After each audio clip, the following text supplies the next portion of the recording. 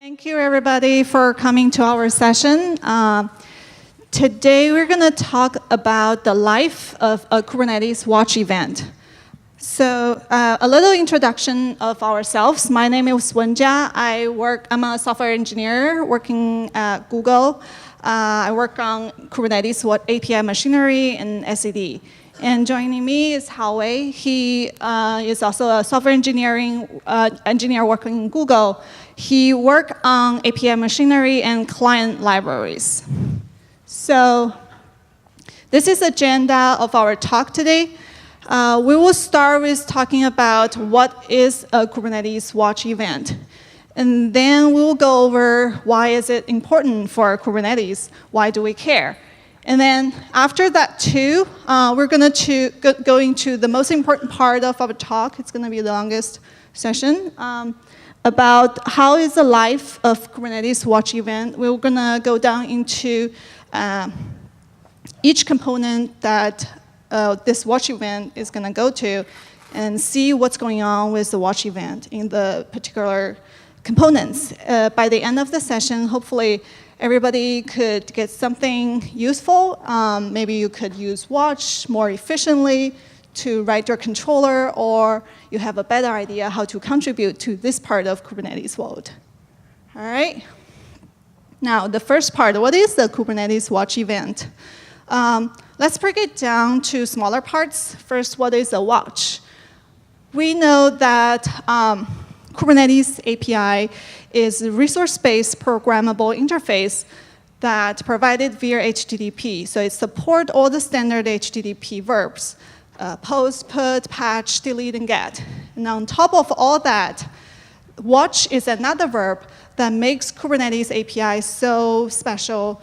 It is this incremental change notification that is showing the change to the resources. And it also consists of a list that allow all the other components to cache and synchronize the state of all the resources. So watch establishes a single connection that allows the users to have low latency feed of the changes. Well, to explain it more easier, I put a poll here.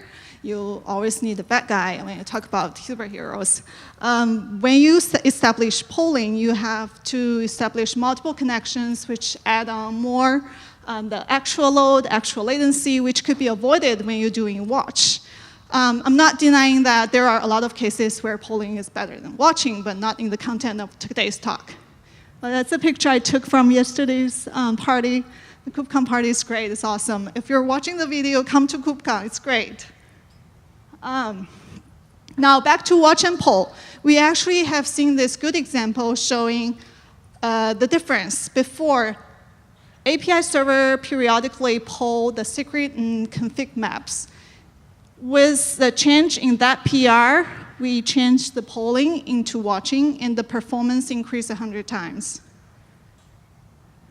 Now, we talked about the watch. Then what is the event we got out of the watch? Event is single change to a watched resource. It contains the resource object itself, as well as the change type or event type. There are some examples. Adding a pod could be an event, or modifying replica set, or deleting a node, right? Now we have the definition.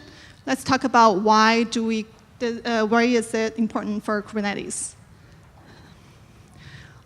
Let's see one of the most important Kubernetes core design concept, level triggering and soft reconciliation.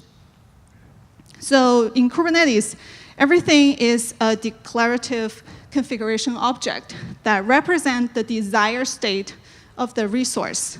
And it's Kubernetes' job to watch all the changes and make sure the actual state of the world would eventually get to the desired state, right? It's very forgiving of what's happening in between. And that's why Kubernetes is self-healing and works so well. I actually started to apply this concept to my kids. Instead of doing edge triggering, I do level triggering.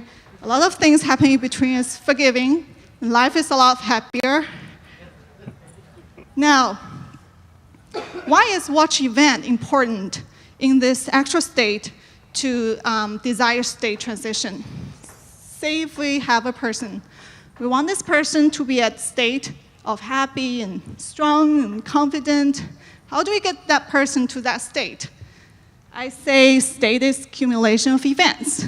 From the first day that person was born, probably one of the most important events that happened to a person. It's not the state yet, so something happened to that person. Maybe it played volleyball and won a championship. The state of person is modified. Later on, it got diploma. Maybe some other events happened to that person. Eventually, get to that state. And the same concept apply to a pod. If you have a pod with a desired state, you could have a lot of events happen to that pod. When the replica controller created that pod, it's like the first day that person is born. Until later on, you add some labels, like when the person won the championship, and then the image version changed to that pod, and a lot of other events. Eventually, the pod get to the state. So if you watch the change carefully, Kubernetes could have everything under control efficiently. Now we know what and why. Let's talk about how is the life of a Kubernetes watch event. One of the most important concepts that could help you understand the life of Kubernetes watch event is resourceVersion. If you don't already know, every Kubernetes object have a resourceVersion field that represent the version of the object. Let's say it in another way. So it's like a fingerprint that differentiate this object in a specific version. So there are 2 dimensions, object and version. This is a diagram showing the relationship of resourceVersion and object.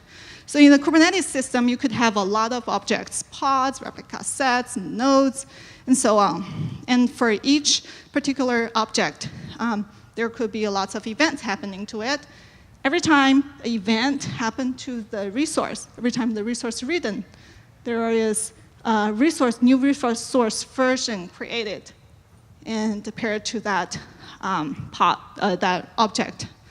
Now, let's just focus on this pod and ignore all the other stuff. Hey, that's a happy and strong and confident pod we just talked about. So now in this graph, let's put in the resourceVersion. At first, the resourceVersion say it's 519. And then later on, when the pod is modified, change to 603, and they keep changing. It's like you're not the same you as your last year, last month. I'm not the same me as yesterday because I gave this talk. This event changed me, right? Your talk is getting deep.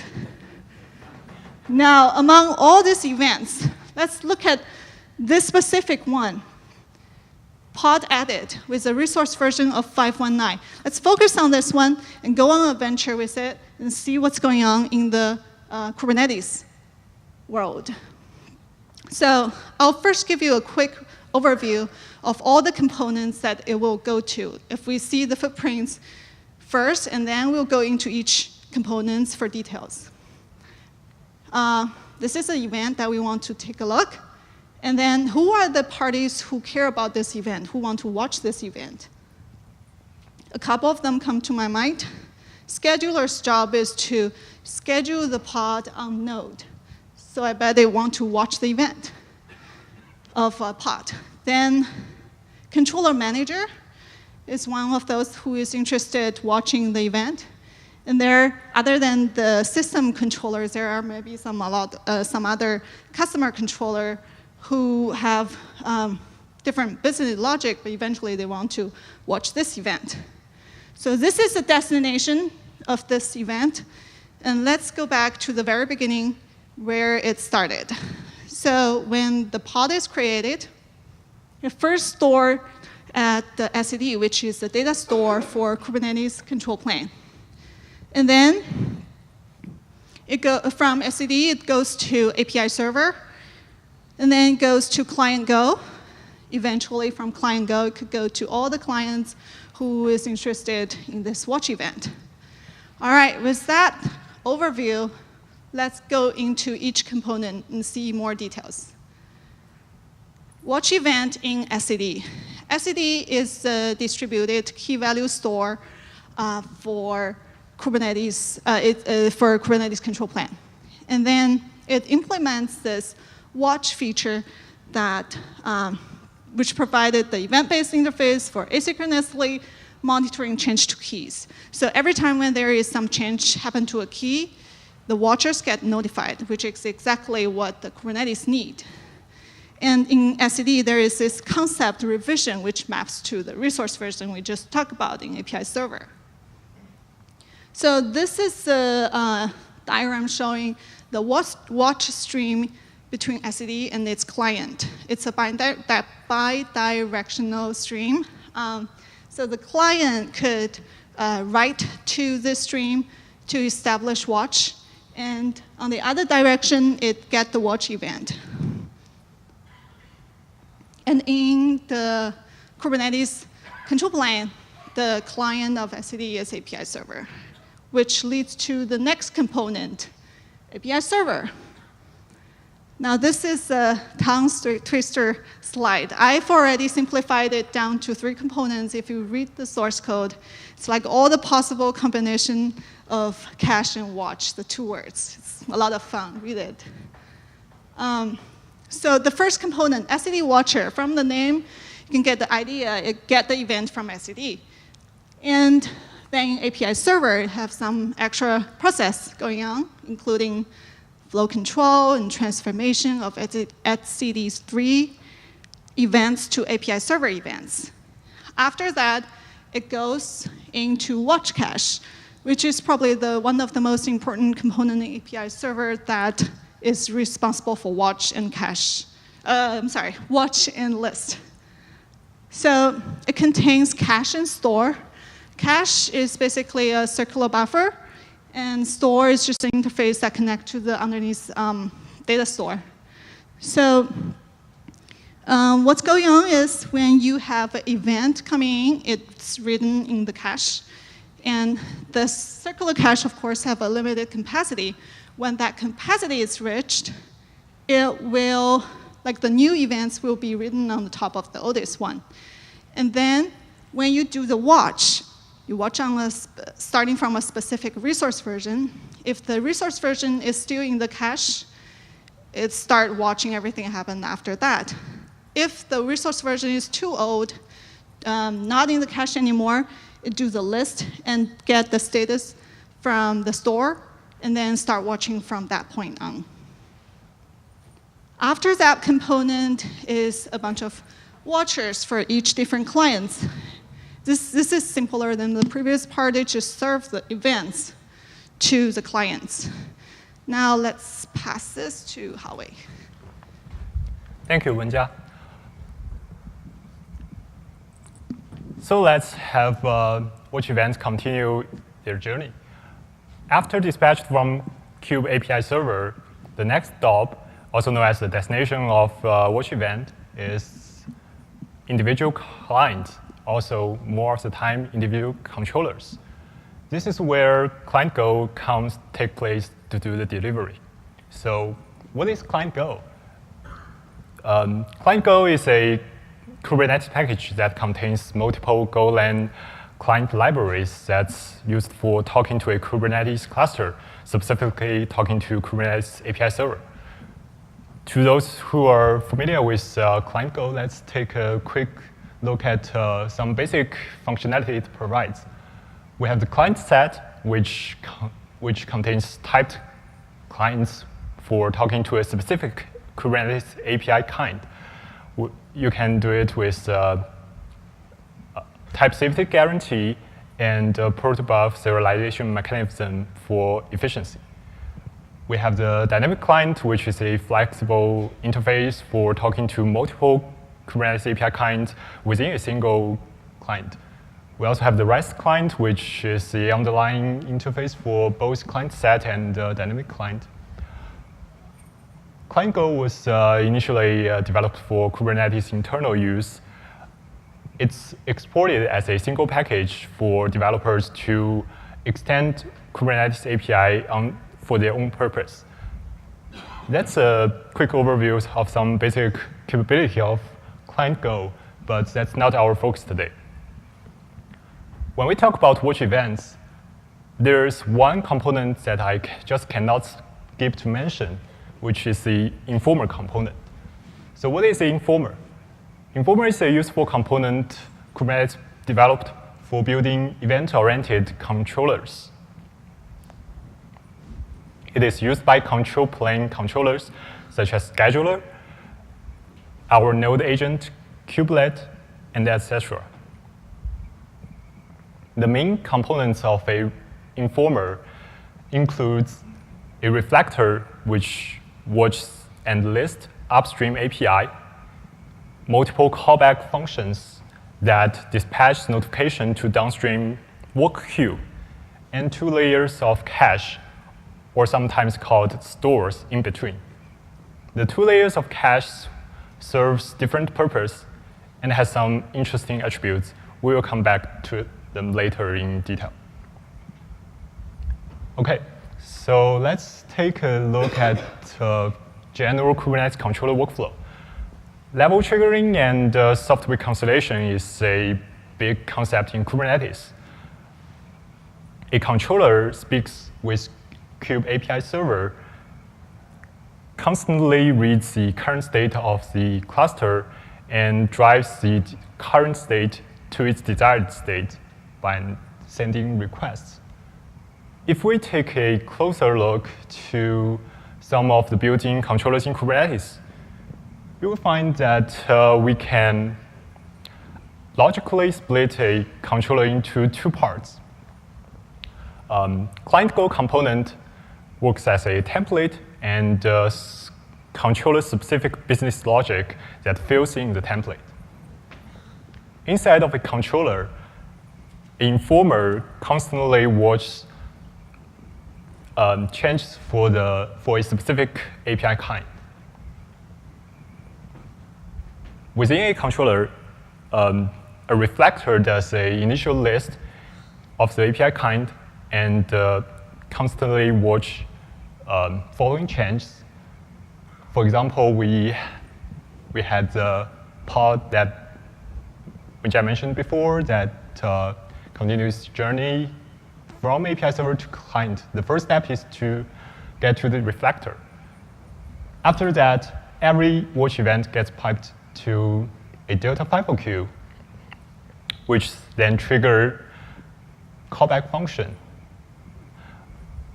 A added event triggers an onadd function. An update event triggers an onUpdate function. The callback functions are registered by controller authors with their controller-specific business logic. So basically, the lifecycle of a watch event ends here.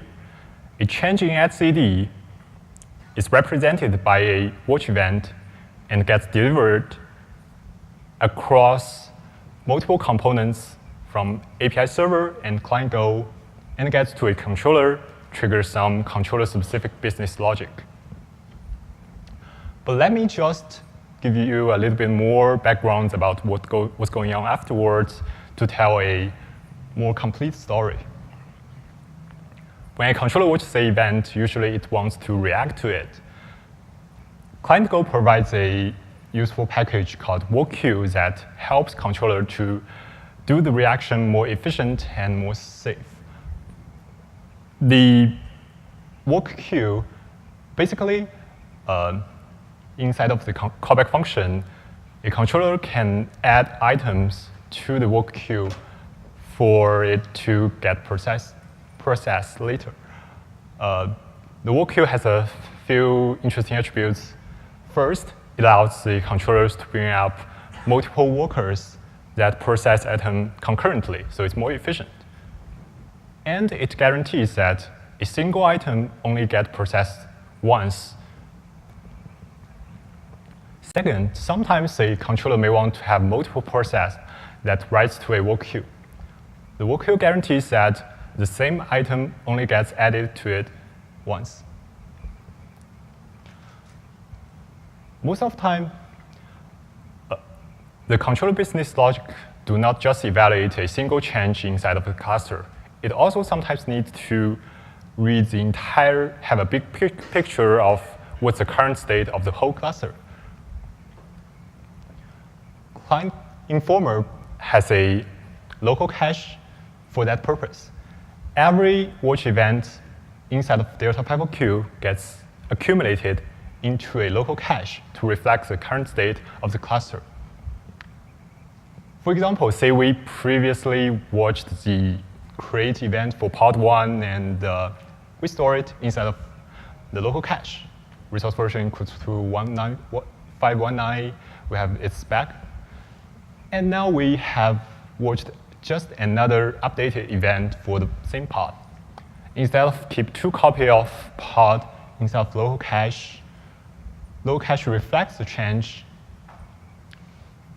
saves this new resource version and parts back in its cache, and reflects the current state of the cluster. This allows controller-specific business logic to not query API server, but using the cache to get the current state of the cluster, so it's more efficient. After processing the change inside of the cluster, a controller may want to send a request to Kube API server to drive the current state to its desired state. The controller can use the client's libraries that Client Go offers that we've just mentioned before to do that. OK, as a recap, the watch event lifecycle basically ends in the black box. So why is Informer trustworthy in delivery of watch events? I mean, can we miss the watch event somehow? How does individual watch event accumulates to reflect the current state inside of Kubernetes?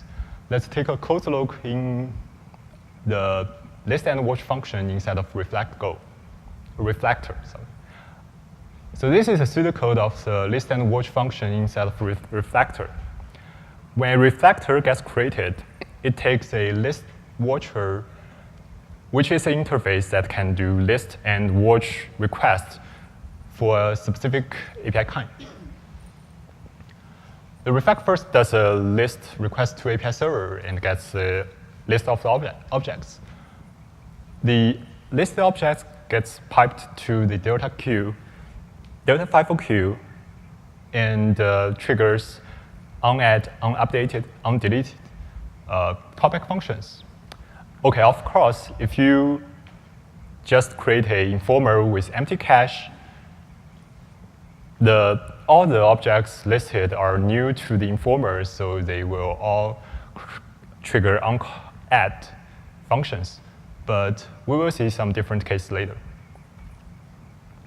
Here, we just extract the actual resource version we just listed.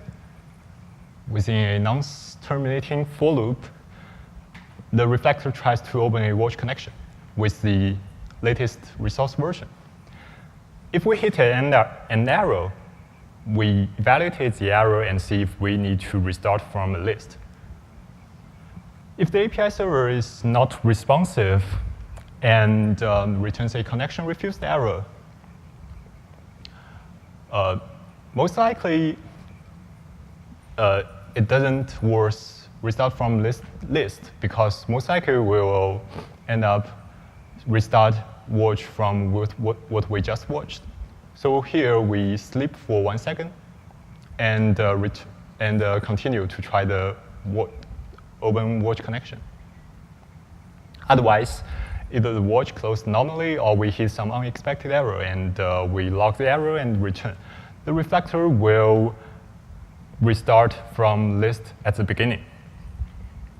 The 2 layers of cache has these interesting attributes that when the reflector triggers a release, it compares the listed objects with what's inside of its local cache and triggers unadd function for new listed objects that didn't exist in the local cache. An update function for those objects already exists but changed. Undelete event, undelete callback functions for those who used to be inside of local cache but doesn't exist in the listed objects. In this way, Informer recovers from broken watch, and the controller-specific business logic doesn't even notice that and can continue without crash. After that, we have a watch handler which handles the watch events coming from the watch collection. And again, the same principle applies. If we have a broken watch inside of a watch handler, the refactor will restart a list and recover. So it's important to understand how Kubernetes uses the resourceVersion to keep API server and clients up to date during communication. As Wenjia mentioned before, a resourceVersion is like a fingerprint of a Kubernetes object. So let's have a recap of how resourceVersion takes place in watch events. Basically, everything has a resourceVersion. Individual API object has a resourceVersion when you get one. For example, a pod. When you get a pod, you get the resourceVersion, it's metadata. For a list of API objects, there's a top-level resourceVersion for the entire list, and each API object in its items has a resourceVersion for itself. The resourceVersion of the top-level list is what should be used when you start watch to observe events occurring after that list. You can specify resourceVersion in list and watch requests. Both list and watch are handled by the same endpoint in API servers, so you use list option for both cases to specify the resourceVersion. For a list request, if you unspecify the resourceVersion, API server will query etcd to get the object list. If you specify resourceVersion greater than 0, API server will actually wait for its cache to get synced with etcd to make sure the result is at least as fresh as given resourceVersion. If you specify resourceVersion equals to 0, API server won't query etcd, instead return whatever object inside of its cache. Note that API server caches the objects it gets its read from etcd, which means API server cache can be arbitrarily lagging behind of what's inside of etcd. When you specify in a trace scenario, sometimes the cache of some API server can be more up to date than others. So when you specify resourceVersion equals to 0, it indicates that you are willing to get data from an arbitrary stale cache. So make sure that your component can torrent to use that. And for watch request, if you unspecify resourceVersion, the result will be watch event starting from random time point. If the resourceVersion is 0, the result will be added event for every existing objects in the cache, and changes occur after that watch was established. The best practice is always specify the latest watched and or list resourceVersion. So now we have a basic understanding of how watch events lifecycle looks like and how Kubernetes controller rely on and react to watch events. Let's have some more real example about how it works. Remember that a controller can be composed by two parts. The client goal as a template to deliver the event from etcd to your controller, and the red part is your controller's specific business logic. So let's steal the name from Kubernetes control plane and build a mini scheduler. Guess what it does? It schedules your pods onto your nodes. So let's build this controller. What do we need? We probably want to know what pods are there in the cluster. We probably want to know what nodes are there in cluster. So let's have a node informer and a pod informer inside of the controller. remember that we need to register some callback function to get notified of the watch events. So let's do this. We add an event handler that filter resource event. And if the pod event, watch event, returned from pod informer is a pod that's scheduled, it's great. We just keep it in cache. And for the left bottom part, you cannot see the last part, but it's OK. I'm zoomed it in for it's easier to render here. But nothing surprising going on here. For a unscheduled pod, we added it to a scheduled queue that we want to process later. And same thing with for node, we have a node cache. Basically, that's what you need. You can evaluate a pod, compare with all the nodes you have, and see if there's any candidate that has enough resources for the pod to be scheduled on the node and run your workload. So we are done. Great, right? Guess what? The real kube scheduler is way more complicated than the mini scheduler that we just built. If you take a look at the source code of the scheduler, it has 10 informer for 10 different API kinds in Kubernetes. That's all it needs to have the information to make sure that a pod can fit on the node and run your workload successfully. Can you imagine how scheduler can do this kind of information processing without watch events? Alternatively, we can send list requests to Kube API server and pull in periodically, but like every 1 second, 5 seconds, and do the serialization, deserialization, encoding, decoding, and depending on the size of the API object in the cluster. It just won't scale, right? But with watch events, we can do this efficient. OK, key takeaways. So in summary, a Kubernetes watch event is an efficient resource change notification. Watch event is the key to Kubernetes level triggering and soft reconciliation. Watch event is trustworthy and efficient. And if you are trying to write a controller, you can use the informer component. It's developed for build event-oriented controllers and helps you to not misuse watch. Thanks for joining us today. We hope that you've enjoyed KubeCon and enjoyed Seattle. Any questions?